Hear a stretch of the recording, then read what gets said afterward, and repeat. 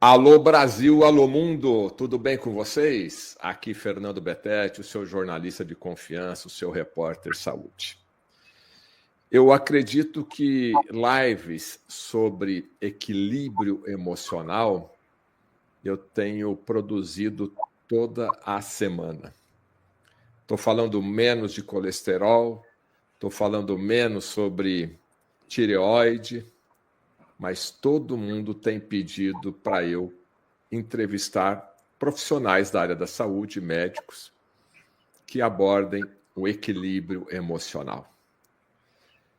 A gente vive no Brasil, é inquestionável a necessidade, então, de falarmos sobre a saúde mental, observando a sociedade brasileira. Isso é uma coisa extremamente natural, né?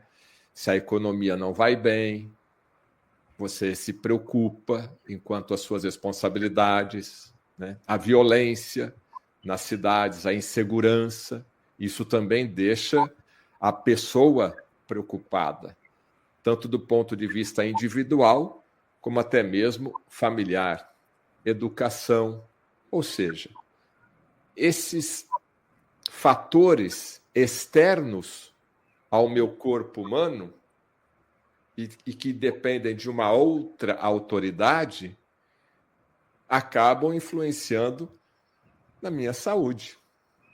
E eu vou abordar o assunto aqui: saúde mental, saúde emocional.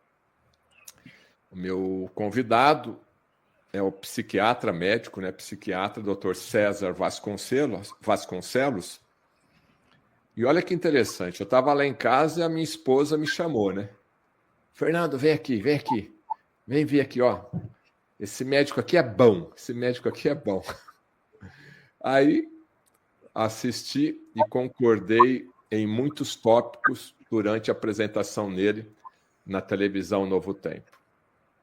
Dr. César Vasconcelos, muito obrigado por ter aceito o meu convite aqui para o nosso público, que eu considero seleto e qualificado.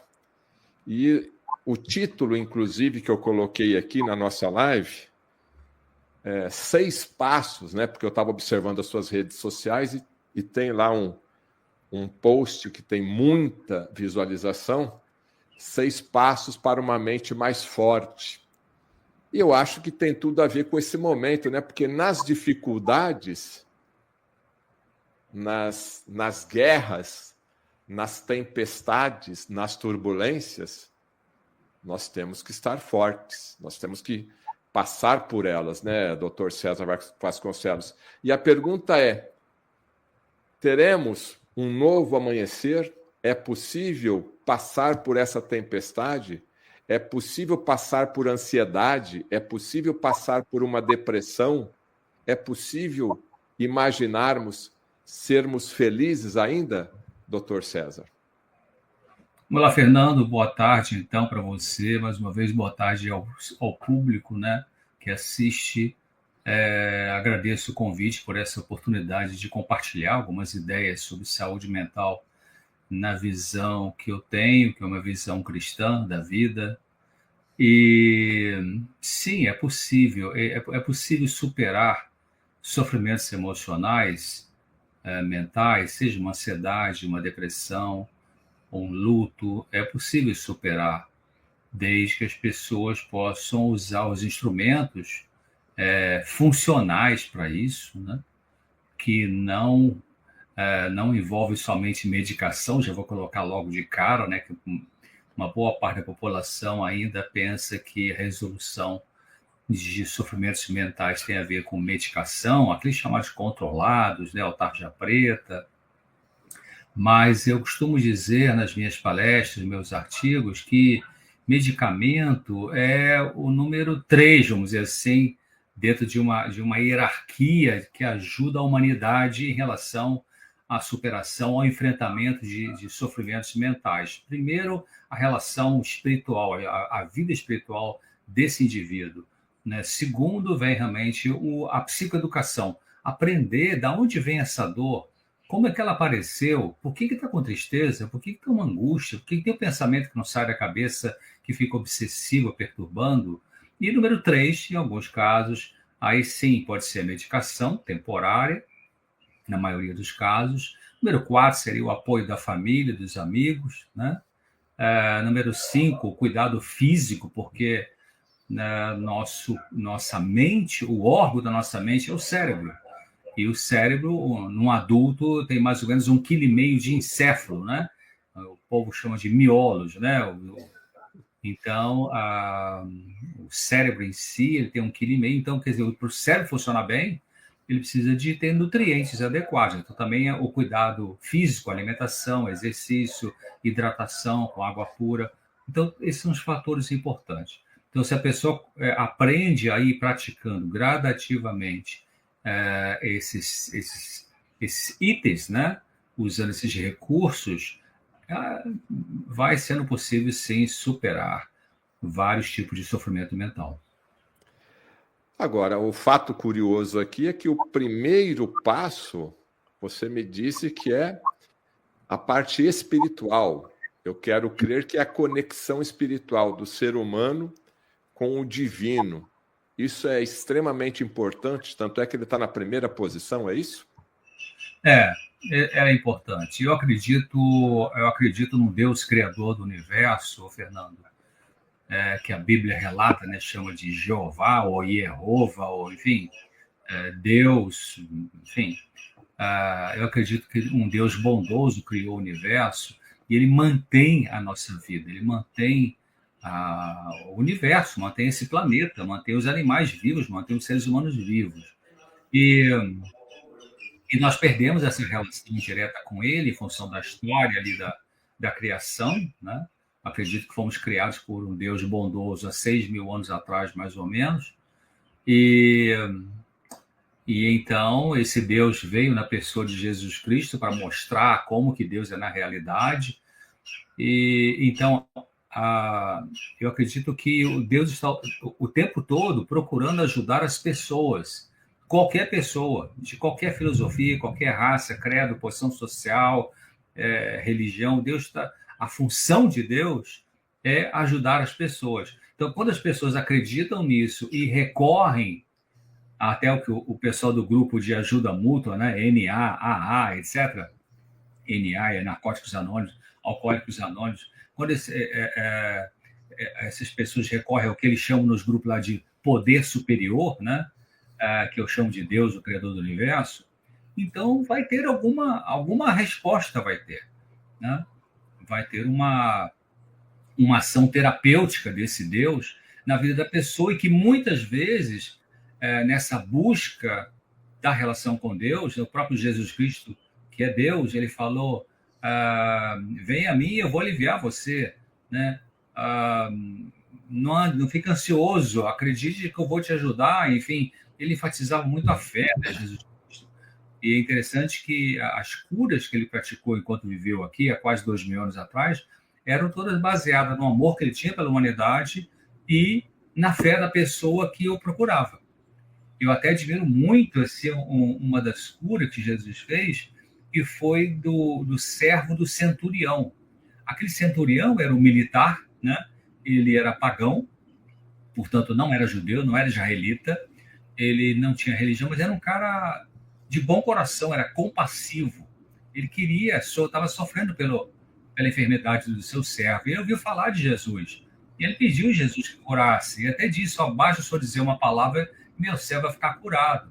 Então ele acreditou.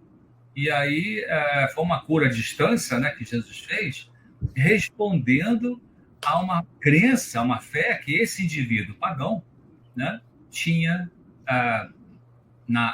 no poder divino de curar. Então, a crença no poder divino de curar é o número 1, porque muitas vezes Deus vai resolver diretamente com a pessoa aquele assunto que está fazendo ela sofrer.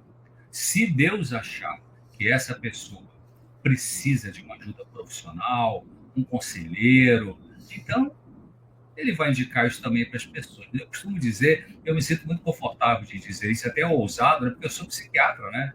Eu sou médico psiquiatra, trabalhei quase 40 anos em consultório, que essa foi minha profissão, né? Agora eu trabalho com programa TV, rádio, palestras, artigos para revistas, jornais e tal. Mas eu não vou psicologizar as coisas ou psiquiatrizar, né, e trazer tudo para um nível só humanista. Não. Comece com Deus, né? Comece com aquilo que você, com a crença que a pessoa tem. Uma vez Deus falou para Moisés assim, Moisés falou, mas não vou conseguir fazer essa tarefa que o senhor está me dando aí. Aí Deus falou para Moisés assim, Moisés, o que você tem na mão? Eu tenho uma vara. Então começa com a vara. Pronto. Então isso. Comece com isso que você já tem de crença em Deus e abre o coração para Ele. Explique seu sofrimento para Ele usando suas palavras, crendo que é um Deus bondoso que vai te ouvir. E aí vamos ver o que vai acontecer. Vai acontecer alguma coisa, desde, claro, que seja um pedido de ajuda sincero, honesto, não manipulador, não desrespeitoso, né? Não blasfemo. Então isso. Eu acho que começar com a parte espiritual na busca de uma cura é um grande passo. Bom, é inegável, né, doutor César, que os cristãos também ficam doentes. Cristãos que, inclusive, vão às igrejas todas as semanas, também têm doenças físicas e também têm doenças emocionais. A primeira grande informação que você passou aqui para a gente é dar o primeiro passo. Mas eu estou fazendo essa pergunta porque é notório o grande crescimento dessas doenças psiquiátricas, doenças mentais, tanto de ansiedade como depressão e outros distúrbios mentais, mesmo naquela pessoa que tem fé. Então, nesse momento, e eu sei que isso também para você é rotina, né? A pessoa, às vezes, ela se critica, ela faz essa pergunta, mas, meu Deus, eu estou fazendo isso, eu sou um bom cristão, eu vou na igreja, eu ajudo. Tem muito esse questionamento, e para essa pessoa que está questionando dessa maneira, doutor César, qual que é a resposta que nós poderíamos dar para ela? Aí tem duas coisas genéricas. Primeiro, será que o que Deus já disse para ela não está fazendo ainda? Pode ser o quê? Pedir perdão a alguém, parar de se depreciar, né? Não ficar controlando o incontrolável. Então, pode ser isso. Agora, pode ser que a pessoa está sendo totalmente sincera naquilo que ela faz, naquilo que ela entende do que Deus quer dela e continua com o sofrimento. Então, aí isso acontece. Aí entramos no campo psicológico. Aí entramos no campo da psicoterapia. Psicoterapia é um método de tratamento de enfermidades mentais em que se usa a palavra, se usa a entrevista individual ou de grupo com um profissional treinado para fazer a psicoterapia. E existem várias escolas de psicoterapia, várias abordagens psicoterapêuticas, né? Então, porque no mais sincero que uma pessoa pode estar sendo, o mais sincero que ela pode estar sendo nesse momento da vida, ela tem uma área, todos nós temos uma área inconsciente do nosso ser. A gente não vê tudo que a gente como ser humano, né? Até os amigos, os mais próximos, conseguem ver, muitas vezes, ver coisas em nós que a gente não vê, né? Na forma de falar, pelo gesto, pelas atitudes constantes. Então, grande parte dos nossos sofrimentos mentais, eles têm uma origem mais em impulsos ou em conteúdos inconscientes do que conscientes. Então, por exemplo, a pessoa que é cristã, é fervorosa, ou tem uma outra religião, mas que é fervorosa na religião dela, pode ser islâmica, pode ser israelita, pode ser budista, ela é muito sincera na religião dela, qualquer religião. E ela está sofrendo, vamos dizer, de uma fobia, né? Fobia pode ser simples, fobia social. Vamos supor fobia simples, a pessoa não sobe elevador, não passa em túnel, né? Um tipo de fobia, ela fica numa ansiedade excessiva quando tem que enfrentar a situação. Isso é sofrimento, está classificado no CID, Código Internacional das Doenças, como um dos transtornos ligado à ansiedade excessiva. Fobia simples, fobia social ou transtorno de ansiedade social. Mas a fobia simples, esse exemplo que eu dei, não sobe elevador, não passa em túnel, não consegue ir à rua sozinha. E a fobia, então, é uma defesa de uma angústia.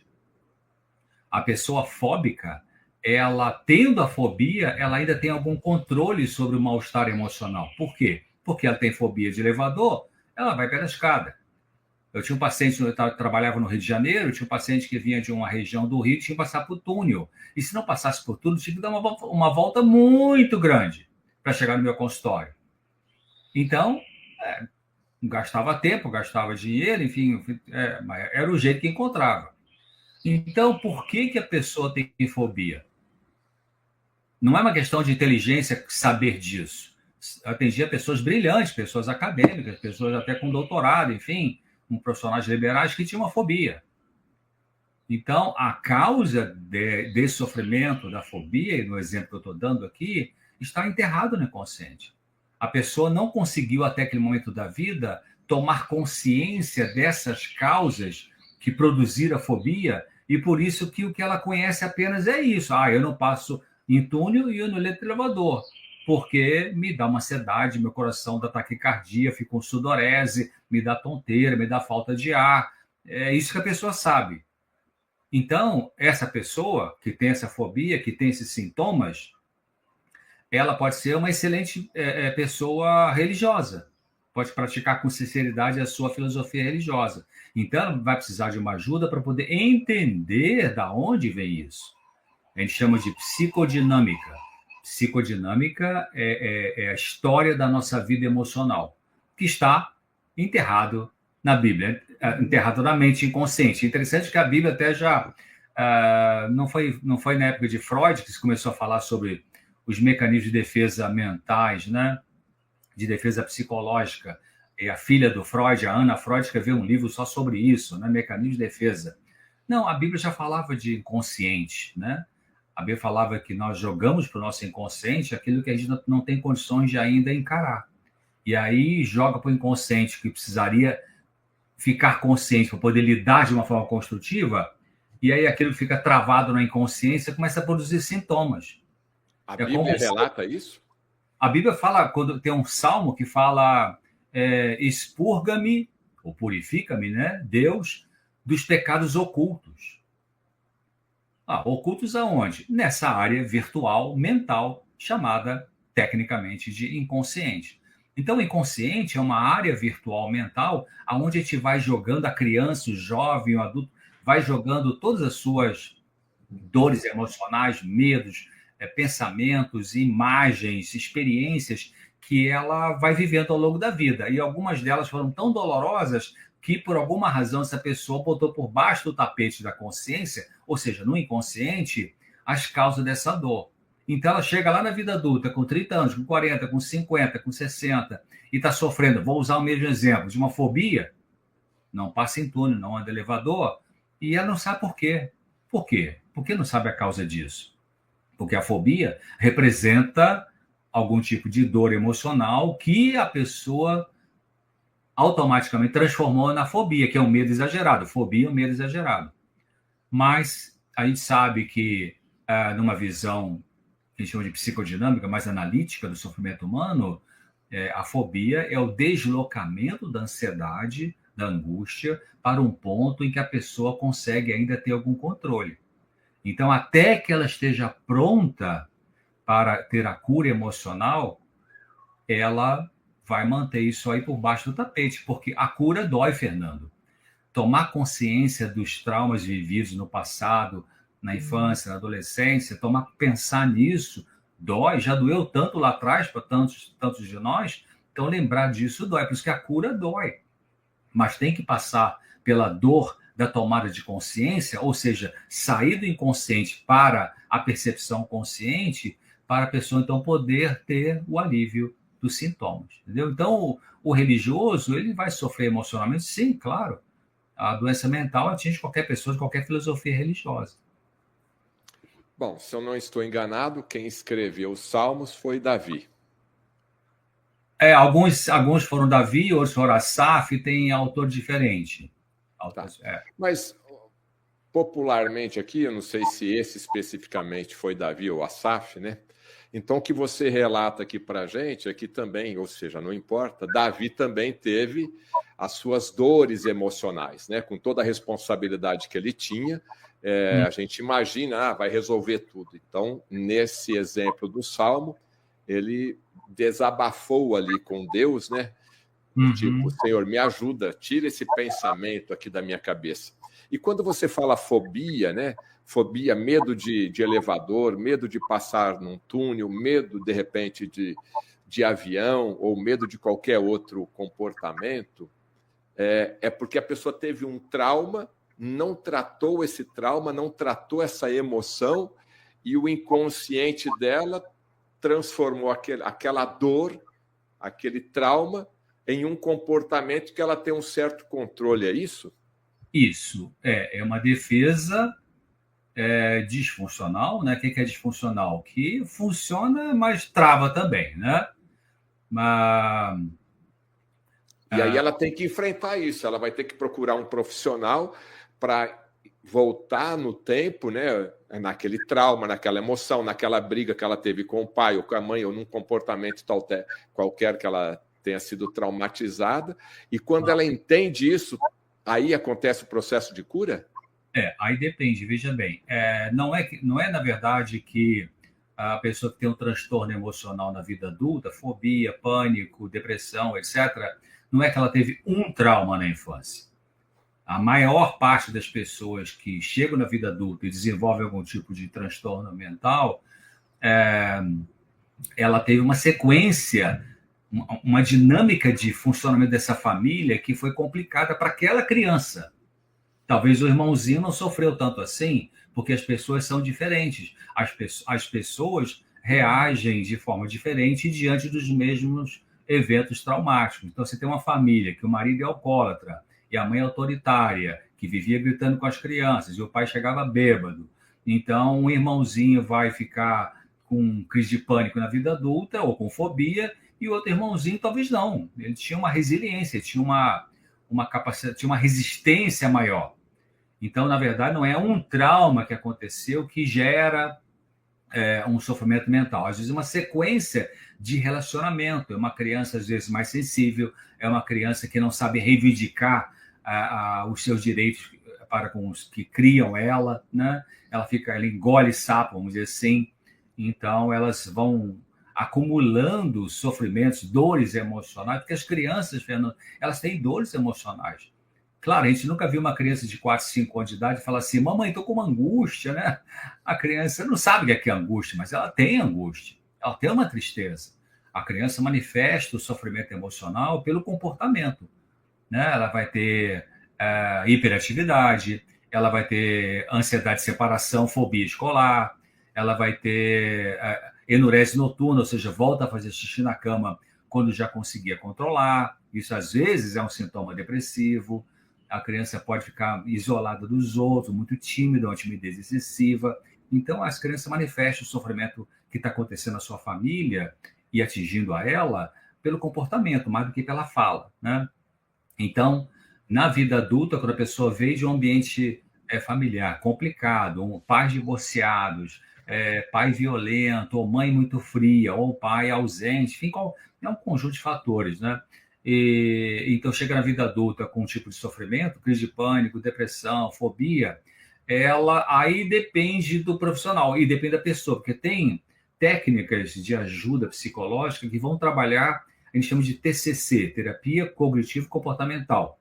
Esse tipo de abordagem técnica, alguns psicólogos trabalham com isso, vão analisar os pensamentos dessa pessoa. Exemplo, você tem fobia de elevador? Quando você chega perto do elevador, o que passa pela sua cabeça de pensamento? Eu acho que ele vai cair, acho que vai despencar, eu acho que a porta vai trancar, não vou poder respirar. Então, vamos pensar nesses pensamentos, né? Vamos botar os pensamentos aqui em cima da mesa e vamos ver se eles são razoáveis, se não são razoáveis. Então, isso é uma técnica, TCC. Uma outra técnica, é a técnica analítica, que eu particularmente gosto mais, e trabalhei com ela na minha vida, é o que da sua história como ser humano, o que da sua sensibilidade com pessoa favorece ou favoreceu para que você desenvolvesse esse tipo de sofrimento. Às vezes, Fernando, com a mesma pessoa, a gente vai ter que usar um pouquinho de uma técnica, um pouquinho de outra, mas, em geral, a percepção da verdade, da causa do sofrimento, liberta a pessoa. Por isso que Jesus até falou, né? Jesus Cristo falou assim: e conhecereis a verdade, e a verdade vos libertará. Aí a pergunta dentro de um campo de sofrimento mental é: que verdade eu preciso conhecer sobre a minha história emocional que possa me ajudar a me libertar dessa fobia, desse pânico? Então, a psicoterapia é uma busca da verdade interior que doeu e que está machucando e que ainda produz sintoma. Quando a pessoa vai compreendendo essa verdade, ela pode ir tomando novas decisões, entendeu? Para se soltar. Exemplificando, né? A pessoa está com uma crise emocional, quer seja ansiedade, depressão, um outro distúrbio, está pedindo para Deus, me ajuda, né? Está orando, e passa um mês, passam 2 meses, passam 6 meses, e ela fica aguardando aquilo ali, né? Vamos dizer assim, num vocabulário mais cristão. Ela não consegue a sua libertação. Uhum. Então é perfeitamente compreensível e racional, tanto essa pessoa como o familiar dela, procurar ajuda, sim, de um profissional. Nesse momento crítico, ela precisa de uma ajuda, ou seja, não tem problema nenhum procurar um psiquiatra, procurar um terapeuta, um psicoterapeuta, para aliviar essas dores que ela tem enfrentado. E eu estou fazendo esse comparativo da pessoa cristã que está nos assistindo, até porque temos várias perguntas nesse aspecto. Tipo assim, eu tenho fé que Deus vai me curar, né? Aí passa um mês, passam 6 meses, passa um ano, e aquilo ali vão gerar outros problemas, né, doutor César? É aquilo que eu falei. Realmente, a indicação de um tratamento profissional deve ser decidida, né, procurar quando o sofrimento daquele indivíduo está travando a vida. Então, por exemplo, tem uma pessoa que é ansiosa, né? A ansiedade pode ser ansiedade de traço ou ansiedade de estado. O que é ansiedade de estado? Porque ansiedade todo mundo tem. Igual temperatura, todo mundo tem temperatura, né, no corpo, 36,5 graus Celsius ou graus centígrados. 36,5 isso é normal. A febre, 37,5, 38, 39. A febre é o aumento da temperatura corporal que indica uma luta interior com vírus ou bactéria e o sistema imunológico. A febre, na verdade, é uma defesa. A febre também é uma defesa. Quando a temperatura do corpo aumenta por causa da febre, isso é sinal que o corpo está tentando matar algumas bactérias que, em temperatura alta, elas podem morrer. Então, assim como todo mundo tem temperatura, todo mundo tem temperatura normal, todo mundo tem ansiedade. Uma ansiedade normal, que até nos ajuda a produzir, a escrever, a trabalhar, fazer arte, vários tipos de arte, né? Pintura, enfim. Mas a ansiedade, quando aumenta muito, aí ela já começa a produzir algum tipo de disfunção, algum tipo de atrapalho na vida da pessoa. Então, a pessoa com fobia, ela começa a gastar muito tempo na vida para poder administrar o objeto do seu medo. Até cancela algumas coisas por causa do medo, não por causa da incapacidade de fazer aquilo ali, mas por causa do medo. Né? Uma pessoa tem crise de pânico com frequência, crise de pânico é um transbordamento de ansiedade, é como a caixa d'água que transbordou porque deu problema no ladrão ali, né? ou na boia. Então, a crise de ansiedade em algumas pessoas, quando ela fica muito alta, ela transborda numa crise de pânico, né? Então, a pessoa ela vai ter esses sintomas como defesa, ela não conseguiu ainda entender, e aí, se essa crise de pânico, ou fobia, ou depressão, está ficando de leve para moderado, de moderado para severo, e começa a pessoa a faltar ao trabalho, não consegue mais ir na sua comunidade religiosa, ela não consegue mais sair sozinha. Então, perdeu o controle, né? Aí realmente é indicado um tratamento profissional para ajudá-la a voltar a ter uma vida de autonomia emocional. Agora, doutor César, ok, procurei ajuda, estou recebendo esse tratamento, mas a vida continua e os problemas continuam. Eu queria uma orientação sua no seguinte exemplo, né? Relacionamento pais e filhos. Nessa sua caminhada de mais de 40 anos aí em psiquiatria, qual que é a cena mais comum de um relacionamento pai e filho pequeno, né? Eu estou imaginando aqui as birras das crianças e o comportamento do pai perante aquele comportamento, entre aspas, errado da criança. Qual que deve ser feito? Porque a gente percebe uma geração nova hoje que dá tudo, e isso lá na frente vai ser revertido de forma negativa. Então, a minha pergunta objetiva é: uma criança está tendo um comportamento errado, está com birra, está lá gritando, não está aceitando a educação do pai e da mãe. Qual que é o comportamento adequado para colocar essa criança de volta ali, numa situação de normalidade? E esse exemplo ele também serve para um adolescente ou para uma discussão de relação, né? Porque você precisa para ter uma normalidade de diálogo. Primeiro de tudo, os pais precisam, e especialmente os pais jovens dessa geração, precisam acreditar que eles são autoridade no lar. A autoridade não se negocia. A autoridade pode ser negociada a forma de você aplicar a autoridade.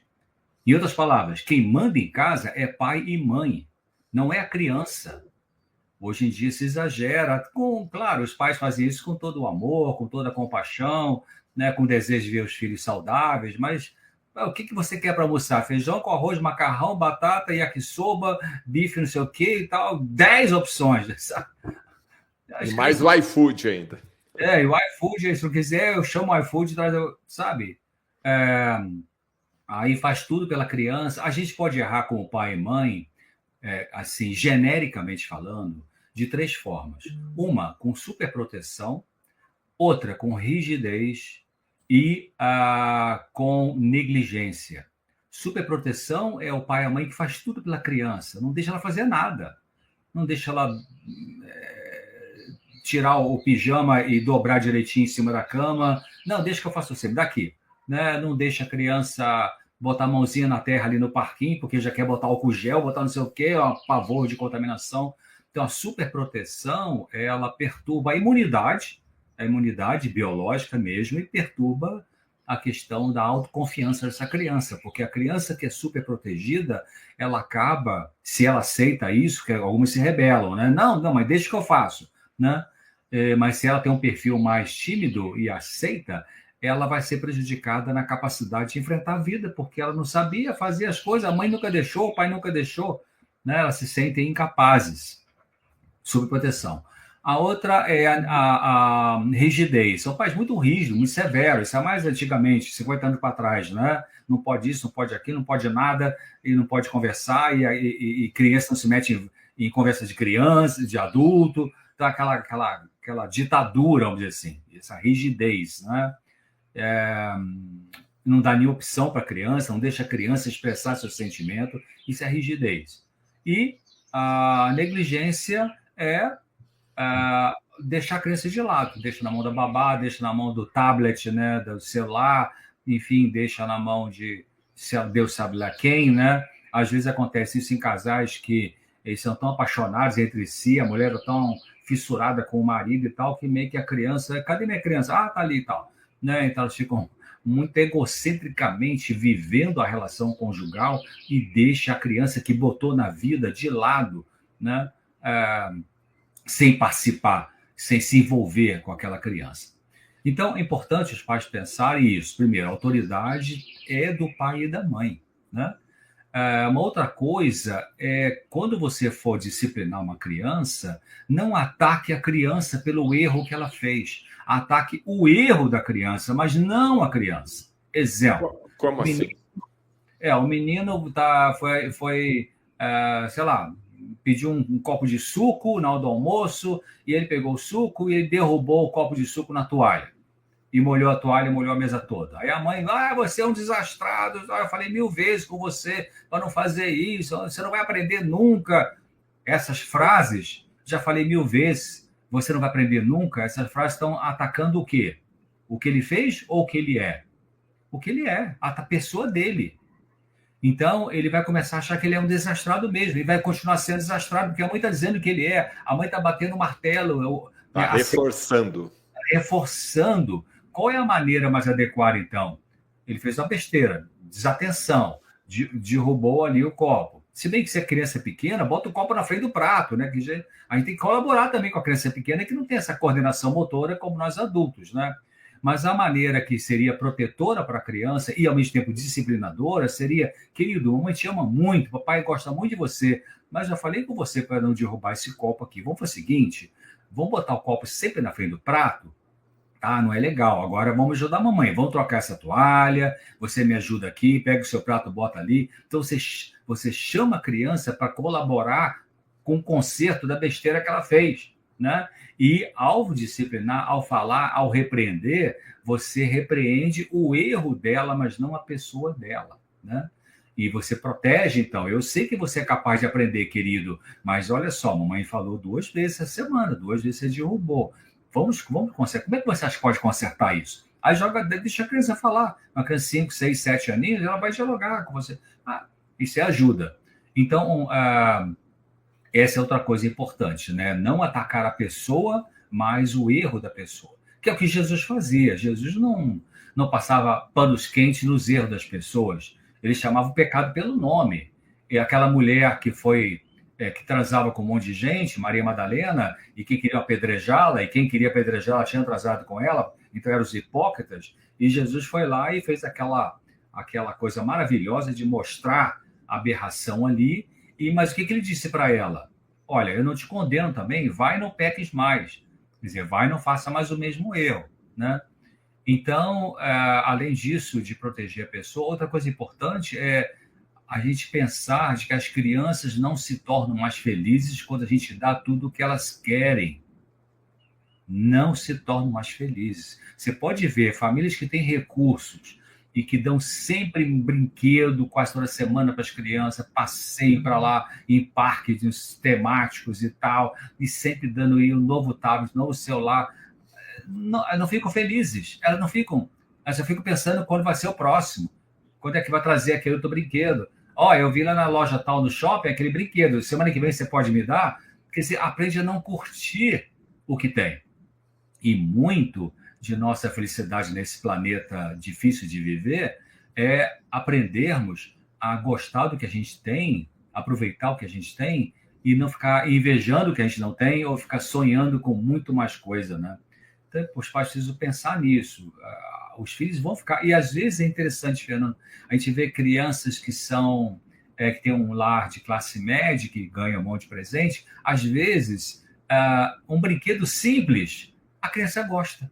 Nada sofisticado, nada eletrônico, uma coisinha simples ali, ela gosta. Então, vou pensar nisso, né? As crianças, elas podem se tornar mais felizes com coisa mais simples. Tá. Bom, agora vamos dar um salto aqui na idade, né?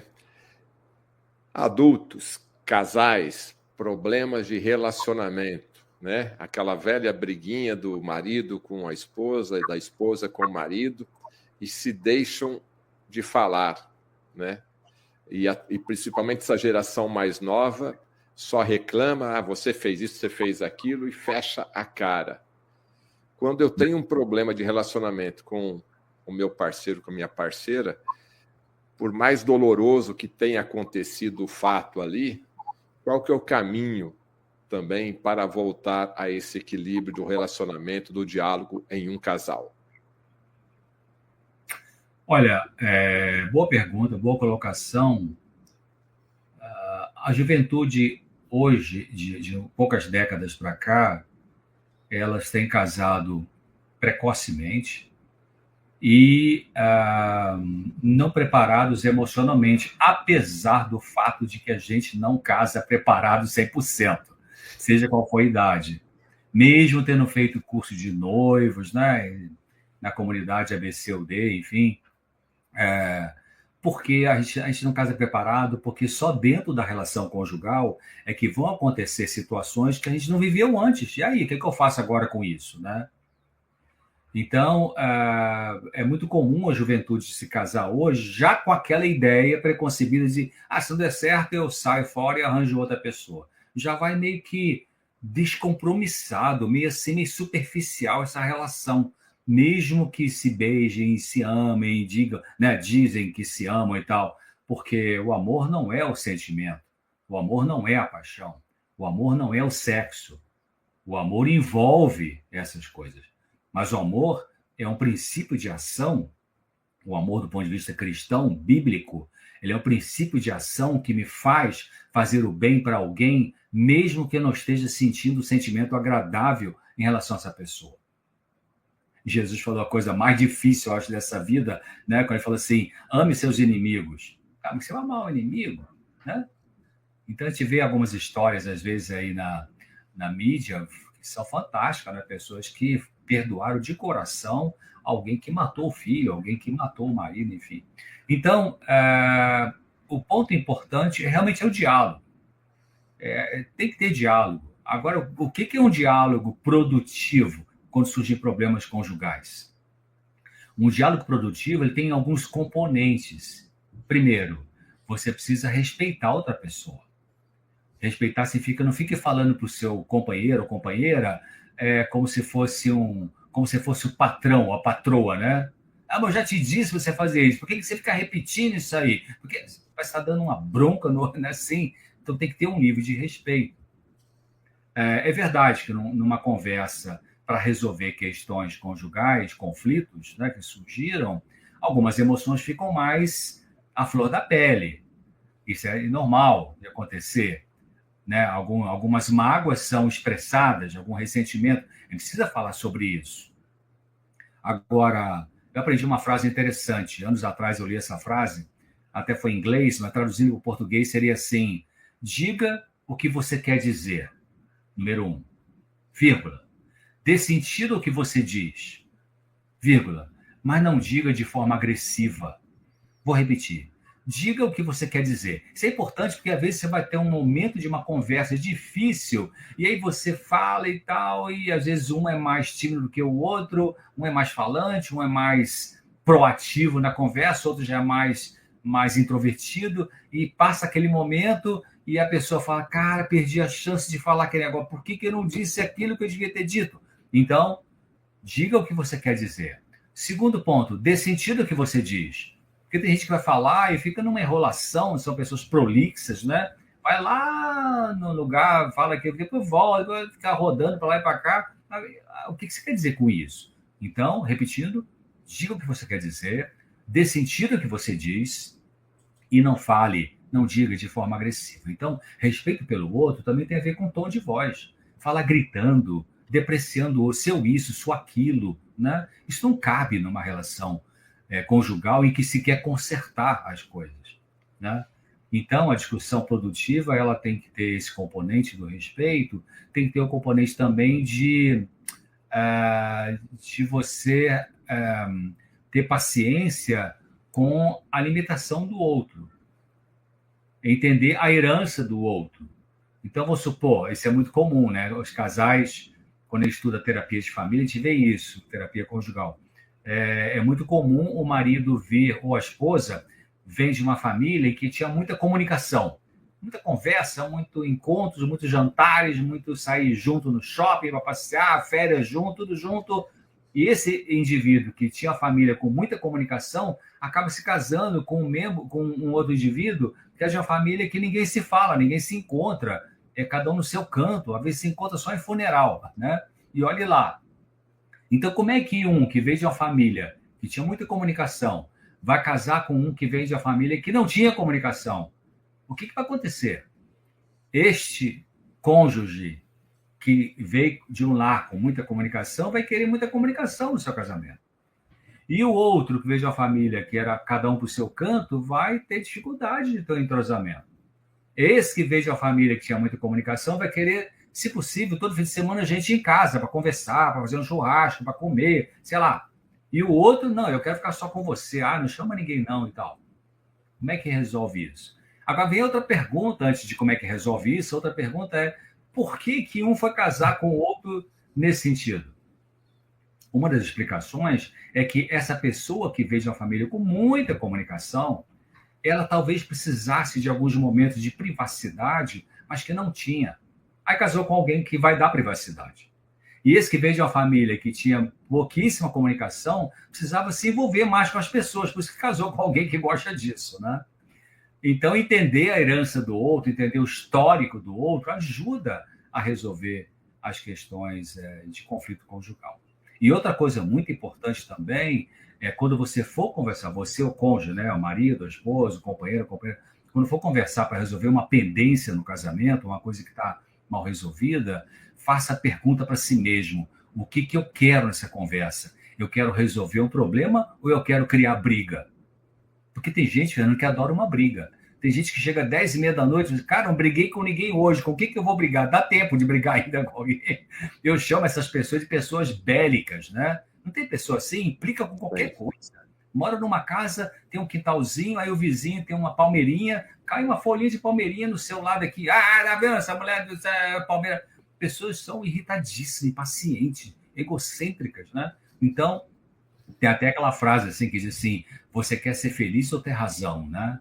Então, quando for conversar com o seu cônjuge, pense nisso. Você vai conversar para quê? É para manipular? É para mentir? É para enganar? Ou é para resolver o problema? Né? Então, isso é muito importante, essa objetividade. Bom, já que a gente está falando de DR, né, discutir a relação, e principalmente essa geração que está casando agora, ela não tem paciência, né? Até você disse agora há pouco que se não der certo, a gente já separa. Vida que segue, né? Mais ou menos assim, né? Gastam milhares, dezenas de milhares de reais em festa, em apartamento, em casa, decoração, tudo. E é comum depois de 6 meses. E aí, como é que está o casamento? Já separei, né? Nesse pequeno exemplo que eu estou te dando, doutor César, né, dessa geração que não deu certo, vida que segue, é o quê? Foi o erro de educação, foi um erro de formação desses jovens. Está faltando Deus, está faltando valores nessas famílias? Uma boa pergunta também. Eu penso que tem a ver com questões psicológicas e questões espirituais. Psicológicas tem a ver com a educação que receberam dos pais e a educação que recebem na escola, ideologias malucas que falam sobre felicidade no sentido de descartar os relacionamentos, não aprofundar relacionamento. Quer dizer, não tem como a gente desenvolver um relacionamento marido-mulher sem ter um aprofundamento da compreensão do outro e do outro me compreender.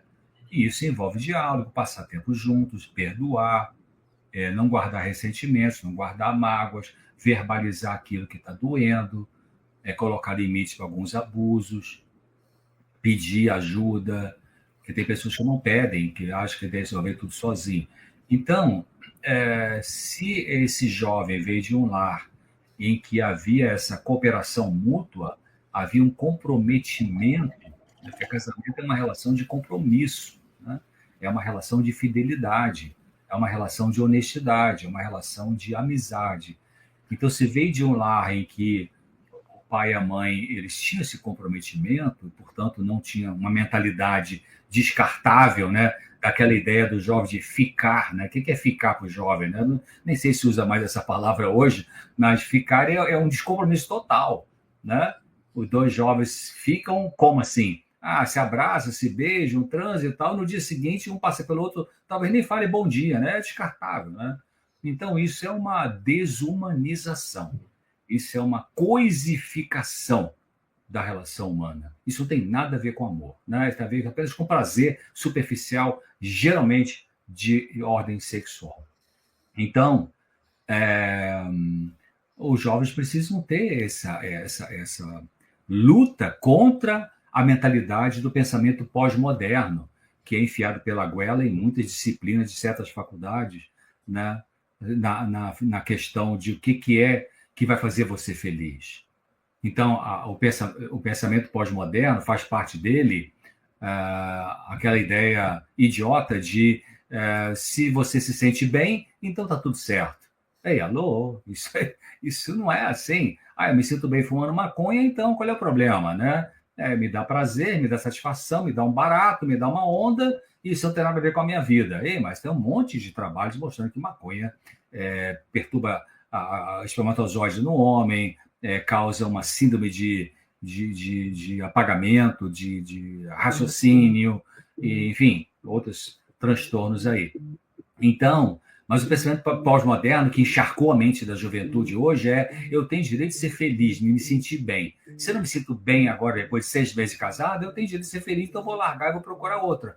Mas olha, você sabe que tem cientistas sérios que estudam essa questão de casamento. Tem um deles, chama-se John Gottman, um americano. Em português tem um livro dele, tem mais de um, chama-se Por que os casamentos dão certo ou falham? E eu recebo deles no meu e-mail um boletim semanal de informações. Até já pedi autorização ao Dr. Gottman, um cara muito respeitado nos Estados Unidos, para usar o material dele, claro, citando a fonte, nos programas que eu apresento na TV. Às vezes eu te coloco umas citações e, claro, falo que é lá. Então, num dos estudos que ele fez com casais, ele verificou que os casais que se separam a primeira vez, sem procurar entender aonde erraram, aonde falharam no seu casamento, e caso uma segunda vez, 50% se separa a segunda vez. E desses que se separam a segunda vez, e da mesma maneira, não procuram uma ajuda para poder entender o que aconteceu, o que errou, o que não deu certo, por que não deu certo, 75% separa a terceira vez. Então, uma das dicas para resolver problema conjugal e evitar separação ou adultério, porque adultério é uma maldade, a infidelidade, a pessoa infiel, ela é infiel com ela mesma, né? Ela está machucando ela mesma primariamente. Mas é importante... John Gottman, esse é um livro. 7 princípios para o casamento dar certo. Esse é um deles, muito bom. Então, isso, um dos princípios importantes para a resolução de conflitos conjugais tem que ver com você pensar qual é o meu problema. Porque, em geral, a gente... porque você isso, porque você aquilo, porque você não me entende, porque você não me beija, porque você não fala que me ama, porque você não mandou a florzinha, porque você não quis transar comigo, porque você... Anos atrás, eu vi o pensamento que eu achei muito interessante, viu, Fernando? Que dizia assim, primeiro de tudo, olhe-se a si mesmo. Depois, olhe-se de novo. Ou seja, então, se cada um, o companheiro, a companheira, o marido, a esposa, o esposo, olhar para si e pensar, onde eu estou errando nisso aqui? Qual é a parte que eu posso melhorar do que depende de mim? Se cada um fizer isso, a coisa vai dar certo. Porque tem que ter disposição, claro. Infelizmente, também, em muitos casais, geralmente as mulheres são mais propensas a buscar ajuda para resolver o problema conjugal do que nós homens. Elas são mais abertas para isso, né? Nós homens somos mais fechados para essa questão de mexer com a nossa vida emocional. Mas se pelo menos um está disposto a trabalhar isso aí, no encontro de casais, no aconselhamento matrimonial, enfim, numa terapia de casal, é um grande passo. O problema é que, às vezes, o outro não está afim de nada, né? Travou e fica num mundo egocêntrico. Aí é difícil, né? Mas, primeiro de tudo, olhe-se a si mesmo, depois, olhe-se de novo. Estou conversando aqui com o Dr. César Vasconcelos. Esse daqui o Instagram dele é Claramente. É isso mesmo? Claramente? Claramente NT, de Novo Tempo. Claramente, final NT de Novo Tempo. Ele tem um programa lá na TV Novo Tempo, Dr. César Vasconcelos, Claramente, e no final, NT de TV Novo Tempo, né? Aqui está o Instagram dele, aí você vai ter esse acompanhamento mais de perto. E Dr. César Vasconcelos, psiquiatra, é o canal nele no YouTube. Também um canal repleto de trechos de vídeos, palestras, para você conhecer um pouco mais o trabalho do Dr. César Vasconcelos, aí quase com 600, mais de 500.000 de inscritos, né? Quase 600 mil inscritos. Então, você que está gostando aqui da entrevista, você pode maratonar aí, ó, o conteúdo do Dr. César Vasconcelos no canal do YouTube, Dr. César Vasconcelos Psiquiatra, e no Instagram, claramente NT, que é o Instagram dele lá dos programas que ele apresenta na Novo Tempo. Doutor Então, César, estamos... Oi. Fernando, toda semana eu tenho um site que é doutorcesar.com, doutor por extenso, né, D-O-T-O-R, César com S no final, não é com Z. doutorcesar.com, toda semana eu coloco um artigo novo, uma página e meia para o público, gratuitamente, sobre temas de saúde emocional, saúde mental. Doutor César, tudo junto, tudo minúsculo, doutorcesar.com. Isso aí, exatamente. Tem ali... Tá aqui, ó. doutorcesar.com, tá aqui na linha ali, ó, tá? Mas você colocando Dr. César Vasconcelos de Souza aí no Google, eu vou deixar o link aqui embaixo, mas aí você também no Google você vai achar. Aí você tem o site dele aí para você conhecer um pouco mais o trabalho do Dr. César. Dr. César, nós temos aqui 3 minutinhos para finalizar. Eu vou deixar a sua mensagem e fique à vontade para uma mensagem cristã, que eu sei que você é um médico cristão, para as pessoas que estão nos assistindo e estão nesse momento naquela turbulência, né? Naquela tempestade emocional, e ela precisa ouvir uma mensagem para se acalmar. Olha, eu gosto, quando eu comecei a conhecer um pouco a Bíblia, já alguns anos atrás, me marcou muito o Salmo 119:50, que ele diz assim: o que me consola na minha angústia é que a tua palavra me vivifica. Salmo 119:50. Então, existem sofrimentos nessa vida que não vão ser resolvidos como a gente gostaria. Mas, no mínimo, Deus coloca você acima da dor. Ele te dá força para você lidar com uma dor que, por alguma razão, talvez não vá ser eliminada. Ela pode ser diminuída, você pode aprender. Eu gosto de um filósofo dinamarquês chamado Søren Kierkegaard.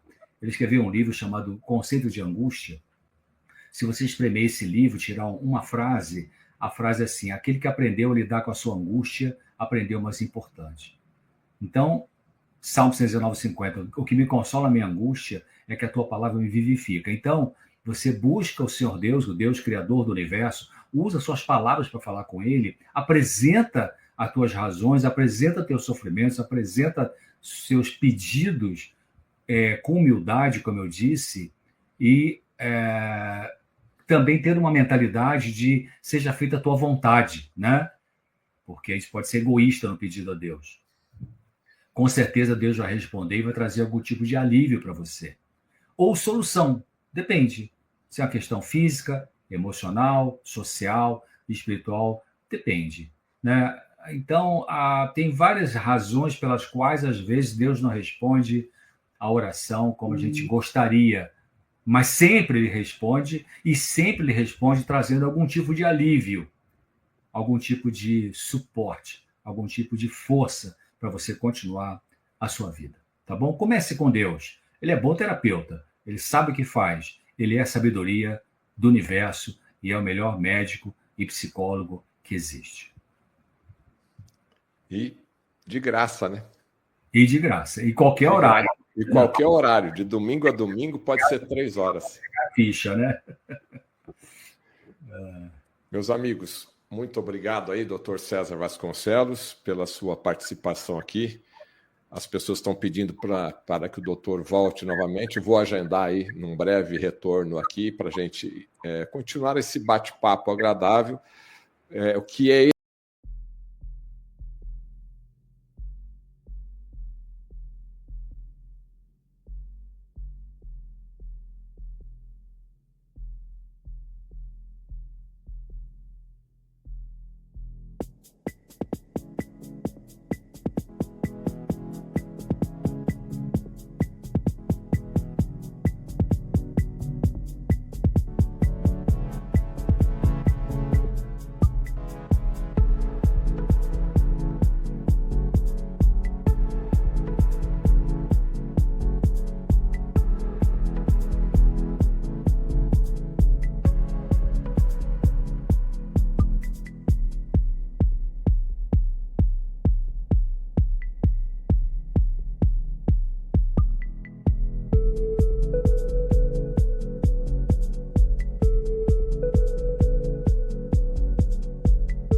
esse é o objetivo aqui do canal do Fernando Betete, né? Fazer a pessoa refletir, fazer a pessoa pensar, né? E às vezes nessa conversa simples aqui, você tem aí um insight, né? Você tem um clareamento, né? Daquele problema que você está enfrentando e tudo fica mais leve para você. Muito obrigado, doutor César. A você que nos assistiu, deixe seu positivo aí. Compartilhe essa live aqui com o grupo da família que está precisando aí de ouvir aí essa belíssima mensagem inteligente e emocional do doutor César Vasconcelos. E aproveite e se inscreva também nas redes sociais do doutor César e aqui também no canal do Fernando Betete. Muito obrigado pela sua audiência e eu faço um apelo aqui para você. O meu canal está censurado, né? O Supremo aí falou que não posso falar muito, a gente obedece à lei. Então, se você puder fazer uma doação aqui para o Pix do fernandobetete@gmail.com, eu te agradeço. Quando o canal voltar, ficar livre, aí a gente toca o nosso barco. Faça sua doação agora. Muito obrigado. Até mais, doutor César. Tchau. Até mais, Fernando. Um abraço a todos.